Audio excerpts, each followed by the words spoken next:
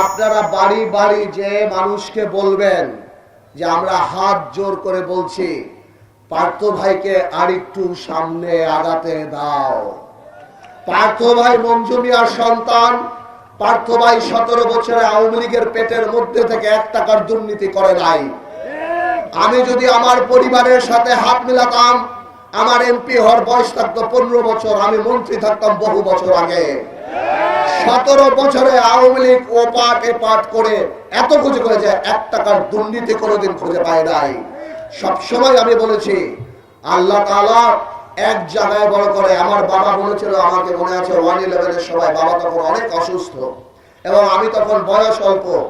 বাবা আমাকে বলেছিল, বাবা আমার যদি কিছু হয়ে যায় তুই কিন্তু ম্যাডাম রে ছেড়ে যাবি না। গাছ এক জায়গায় বড় হয়, সব জায়গায় গাছ বড় হয় না। সেদিন থেকে আজকে পর্যন্ত আমি কথা রেখেছি। আমার দেশ নেত্রী আমাকে বিশ্বাস করেছে, আমাদের তারেক ভাই আমাকে বিশ্বাস করেছে, আমি সম্মান রেখেছি। আপনারা এক সময় আমার বাবাকে বিশ্বাস করে ঠকেন নাই, ইনশাল্লাহ আমারে বিশ্বাস করেও সামনে আপনারা ঠকবেন না। আপনাদের কাছে আমার একটাই অনুরোধ, আমি আবার বলি, আমার তরুণ সমাজের ভাই ব্রাদাররা আছে, তোমরা অনেকেই বাবারে দেখো নাই। আজকে মুরব্বীরা আছে, তারা বাবারে দেখছেন, আমার মা বোনরা আছে। আমার একটাই অনুরোধ, তোমরা বাড়ি বাড়ি যাও, মানুষকে বলো, দল মত নির্বিশেষে চলো আগে আমরা সবাই ভোলা এক হই। ভোলার যত বড় বড় দাবি, রাস্তাঘাট উন্নয়ন থেকে আরম্ভ করে ভোলা ব্রিজ, ঢাকা ব্রিজ, সেতু, মেডিকেল কলেজ, মানসম্মত চিকিৎসা, সবকিছু আমরা তখনই আনতে পারবো যখন আমরা ধর্ম বর্ণ নির্বিশেষে, দল মত নির্বিশেষে আমরা সবাই এক থাকতে পারবো। এর ছাড়া আমরা এই দাবি আদায় করতে পারবো না। আমি দাঁড়িয়ে পার্লামেন্টে শেখ হাসিনার চোখে চোখ রেখে বলেছিলাম, তারেক রহমান আসবে ইনশাআল্লাহ। আপনাদের আমরা চেষ্টা করেছি এবং আল্লাহর অশেষ রহমত, আপনাদের সন্তান আমি পার্থকে আজকে বাংলাদেশের বিদেশের আনাচে কানাচে সকল মানুষ আমাকে ভালোবাসে। দল করুক আর না করুক, বিশ্বাস করে, ভালোবাসে। আমি মনে করি এটা আমাদের অনেক বড় একটা প্রাপ্তি। আজকে যে গাছ আপনারা 2008 সালে লাগিয়েছিলেন, সেই গাছ বড় হবে, সেই গাছ ইনশাআল্লাহ আপনারা পাশে থাকলে ফল দিবে, ছায়া দিবে, এবং সেই ফলের ছায়া আর সেই ফল আপনারাই খাবেন ইনশাআল্লাহ। আমি আপনাদেরকে একটু কথা বলবো। আজকে এই ভোলার বিএনপি আলমগীর সাহেব, যাকে আমি চাচা বলে ডাকি, তাকে নমিনেশন দেওয়ার পরেও যখন তারেক রহমান সাহেব দেখে বলেছেন উনি কত ভদ্রলোক, যে উনি সেই মুহূর্তে তারেক রহমানকে সম্মান জানিয়ে নমিনেশন উইথড্র করেছেন। এবং সেই মুহূর্তেই বিএনপির যত ভাই ব্রাদার, আমার সিনিয়র যারা আছে, এখানে যারা আছেন, এনাদের কিন্তু আলাদা একটা ব্যাপার আছে। 2008 সালে কিন্তু এরা না আমাকে এমপি বানাইছেন, রাস্তাঘাটে সব জায়গাতে এনারা সবাই গ্রহণ করে নিয়েছেন যে হ্যাঁ, আমরা পার্থর জন্য কাজ করব, তারেক রহমানের নির্দেশের বাইরে আমরা যাব না। ঠিক আমরা সেভাবেই চাই। আজকে আমার এখানে যত ভাই ব্রাদার মানুষরা আছেন, আমি গরুর গাড়ির প্রার্থী না, আমি ধানের শীষের প্রার্থী না, আমি আপনাদের প্রার্থী, আমি আপনাদের পরিবার। আজকে আমার সাধারণ ভাই বোনেরা যারা আছেন, একটা মানুষ মাত্র 5টা করে ভোট দেন, 5টা করে মানুষকে বলেন আমাদেরকে ভোট দেওয়ার জন্য। একটা মানুষ খালি বলেন, এই আমরা মঞ্জু মিয়ার ছেলের পাশে, ব্যারিস্টার সাহেবের পাশে দাঁড়াই। উনি 17 বছর ওনাকে দেখেছি, এই 1.5 বছর ওনাকে দেখেছি, ওনার দলের নেতা কর্মীরা, ওনাদের নামে কোনো দুর্নীতি নাই। আমার যে হিন্দু ভাইয়েরা আছেন, তারা তাদের কাছে যে বলেন যে আপনারা কোনোভাবে ভয় পাবেন না। অন্যান্য দলের যারা আছে বলেন, আমাদের রক্তে অত্যাচার নাই, আমাদের বংশে অত্যাচার নাই, আমাদের পরিবার, আমাদের দল কোনোদিন কারোর উপর অত্যাচার এই ভোলাতে করে নাই। আমাদের কোনো আত্মীয় স্বজন এই ভোলাতে ব্যবসা বাণিজ্য করে না, আমাদের কোনো টেন্ডারবাজির রেকর্ড নাই। আমরা উন্নয়ন করবো ইনশাআল্লাহ, কিন্তু সবচেয়ে বড় কথা, আমরা থাকলে মানুষ নিরাপদে ঘুমাতে পারবে ইনশাআল্লাহ।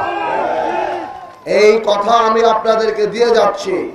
এখানে আপনারা জানেন গত 17 বছর যে রাজনীতি হয়েছে, ভোলার তরুণ সমাজ, ভোলার ভালো মানুষেরা রাজনীতিতে দূরে সরে গিয়েছে। আমার বাবার সময় ভোটার ছিল 1 লাখ, আজকে ভোটার 4 লাখ। আমরা রাজনীতিতে ভালো মানুষদের আনা আমাদের অনেক কঠিন ব্যাপার। এই জন্য আমি ঠিক করেছি প্রত্যেকটা ইউনিয়ন থেকে সমাজের গ্রহণযোগ্য ব্যক্তিদেরকে নিয়ে, যারা বিভিন্নভাবে সমাজের ভালো কাজ করে, তাদেরকে দিয়ে একটা উপদেষ্টা কমিটি বানাবো, যাতে করে সাধারণ মানুষরা আমাদের কাছে আসতে পারে, আমাদের কি ভুল ত্রুটি সেগুলি জানি আমরা জানতে পারি। এছাড়া সাধারণ মানুষকে দেশ গঠন প্রক্রিয়ায় সম্পৃক্ত করা ছাড়া বাংলাদেশ তার কাঙ্ক্ষিত লক্ষ্যে পৌঁছাবে না। আজকে আমার এক ভাই বলে গেল এখানে বালি উঠানো বন্ধ করতে হবে। অবশ্যই এখানে বালি উঠানো বন্ধ করতে হবে। যেই চরগুলি নিয়ে গিয়েছে তাদের সঠিক মালিকরা এই চর আপনার ব্যবস্থা করে দিতে হবে। এগুলি এখানকার বেকারত্ব সমস্যা করতে হবে। টেকসই আপনারা শুনলে খুশি হবেন, গত 1 বছরে যেহেতু টকশোতে যাই আমি, গত 1.5 বছর সমাজের অনেক সুশীল সমাজের সাথে আমার ব্যক্তিগত সম্পর্ক। একটা সমাজ আমাকে অত্যন্ত বেশি পছন্দ করে। আমাদের যে এখন উপদেষ্টা আছে, পরিকল্পনা উপদেষ্টা ওয়াহিদুল মাহমুদ সাহেব, উনি আমাকে ব্যক্তিগতভাবে অনেক স্নেহ করেন। আমি উনার কাছে বলতে বলতে বলতে কাগজ পাঠিয়ে এখানকার যারা আছে তাদের কাছে, তারাও আপনাকে বলবে আমরা মোটামুটি 720 কোটি টাকা বরাদ্দ পিসিতে নিয়েছি, শুধুমাত্র 1 নেক বাকি এই নদী ভাঙ্গন প্রকল্প করার জন্য ইনশাআল্লাহ। দেখেন, আমি একটা কথা আপনাদেরকে খোলাখুলি বলি, উন্নয়ন নিয়ে ইনশাআল্লাহ আমরা ক্ষমতায় গেলে কোনো চিন্তা আপনারা করবেন না। আমার যেটা রাইসুল ভাই বলে গেল, আমার বাবা যেমন উন্নয়ন করে করে মানুষের হৃদয়ে জায়গা নিয়ে নিয়েছে, আপনারা সাথে থাকলে আমরা ওই উন্নয়ন করি। শুনেন, উন্নয়ন তো সদকায়ে জারিয়া। আপনার কেন মনে হয় আজকে আমাকে বাংলাদেশের এত মানুষ ভালোবাসে? আপনি মনে করেছেন এই আমাকে ভালোবাসে আমার কর্মকাণ্ডে? আমি মনে করি না। এই ভালোবাসা, এই সম্মান, আল্লাহ তাআলা আমাকে যে সম্মান দিয়েছে, এগুলি আমি করি নাজিউর রহমান মঞ্জুর সদকায়ে জারিয়া ছাড়া আর কিছু না। আমার বাবা গরিব মানুষের পাশে ছিল, দুঃখী মানুষের পাশে ছিল, মানুষের জন্য কাজ করেছেন। হয়তো ইনশাআল্লাহ আল্লাহ তাআলা তা কবুল করেছেন বলেই আমরা এখানে পর্যন্ত আসতে পেরেছি। আমরা যদি সুযোগ পাই ইনশাআল্লাহ আমাদের ভবিষ্যৎ প্রজন্ম এই ভালো কাজের সদকায়ে জারিয়া যে হয় সেটার বেনিফিট পাবে ইনশাআল্লাহ। সর্বোপরি আমি আরেকটু অল্প কথা বলবো। আমি ধন্যবাদ জানাই বিএনপির সর্বস্তরের নেতা কর্মীদের, আমি ধন্যবাদ জানাই আলমগীর হাজী সাহেবকে, আমি ধন্যবাদ জানাই আমার মঞ্চে উপস্থিত আমার বিএনপির ভাই ব্রাদারদের, যে আমরা আর আপনারা বিজেপি আর বিএনপি একসাথে আমরা কাজ করছি এবং প্রতিদিন আমরা আরো মানুষের মনের মধ্যে চলে যাচ্ছি। ভাইয়েরা আমার, আমি একটা কথা বলি, আপনারা ভোলাতে ঘরে ঘরে যে একটা কথাই বলবেন, না দলের না মার্কার পার্থ আমাদের সবার।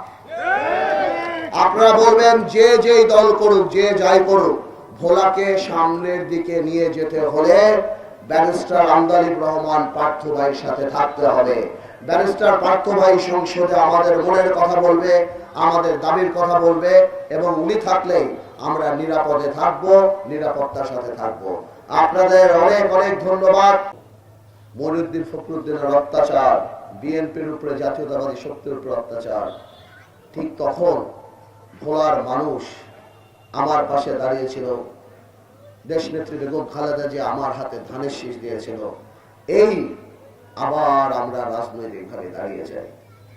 এই কারণে এখানে আমি যে কাউকে নিয়ে কথা বলবো, 2008 সালে জামাতের ভাইরাও আমার জন্য কাজ করছে, জামাতের ভোটারও আমার ভোট দিয়েছে। এই জন্য আমি যে কাউকে নিয়ে কথা বলবো সেটা অন্তর থেকে আমি আসলে বলতে পারি না যে আমি কাকে নিয়ে কথা বলবো। আমি আপনাদের এতটুকুই বলবো, আমি কোনো প্রার্থী হিসাবে ভোলাতে আসি নাই।